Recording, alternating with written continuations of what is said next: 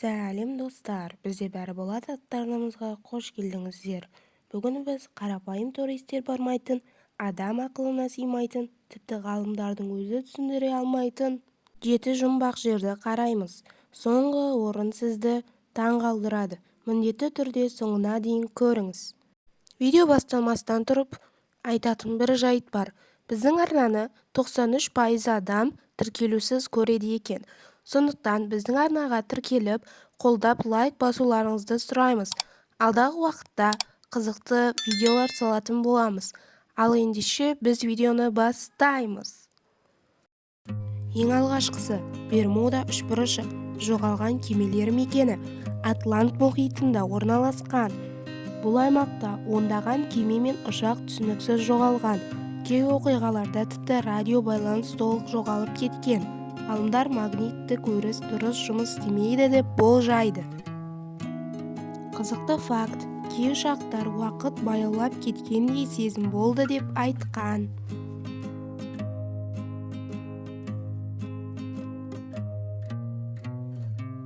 Екінші, Стоунхендж кім салғаны белгісіз. Тас шеңбер Англияда орналасқан. Тастардың салмағы 25-30 тонна. Оларды қайдан әкелгені белгісіз. Орналасуы күн мен ай қозғалысына дәл келіп тұрады. Көк тастар 240 километр алыстан жеткізілген. Қызықты факт, кей адамдар оны ежелгі энергетикалық портал деп есептейді. Үшінші, өлі теңіз суға батып кету мүмкін емес. Израиль мен Иорданияда орналасқан. Тұздылығы мұхиттан 10 есе тұзды. Суға жатсаң, бірден қалқып шығып кетесің. Тереңдігі жоқ, ең төмен орналасқан теңіз.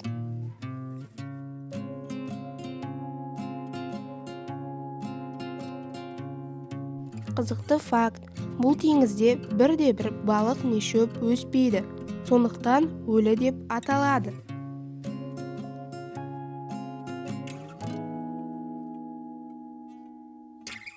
Төртінші, Куба жағалауындағы су асты қаласы ежелгі Атлантида ма?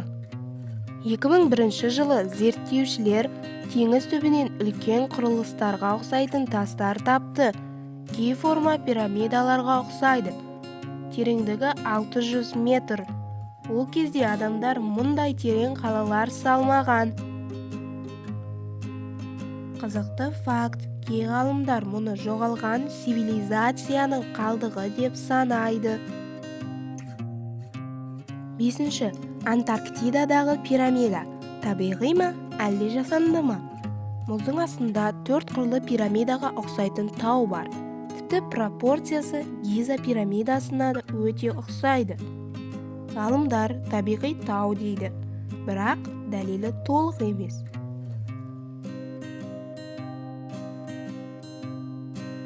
Қызықты факт, кей теориялар бойынша Антарктида ежелде жылы болған. Сол кезде өркениет болуы мүмкін.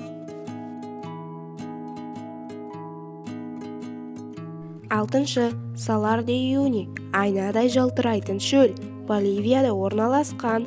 Бұл әлемдегі ең үлкен тұзды шөл. Жаңбырдан кейін жер аспанға айна сияқты шағылысады. Астрономдар тіпті спутниктерді калибрлеу үшін осы жерді пайдаланады. Қызықты факт, бұл жерді аспан мен жердің шекарасы деп атайды. Жетінші, жоғалған қала Мачу-Пикчу Перуда орналасқан. 1911 жылы тау ішінде кездейсоқ табылған. Құрылыс тас арасын цементсіз қалап салынған, бірақ әлі күнге дейін берік. Қалаға неге адам тұрмағаны белгісіз. Қызықты факт, тастардың пішіні сілкініс кезінде қозғалып қайта орнына түсе алады. Бұл орындар әлі күнге дейін құпияға толы. Ғалымдар зерттейді, бірақ нақты жауап жоқ. Саған қай жұмбақ жер көбірек ұнады? Комментарийге жаз. Лайк басып, подписаться ет. Келесі видеолар бұдан да қызық болады.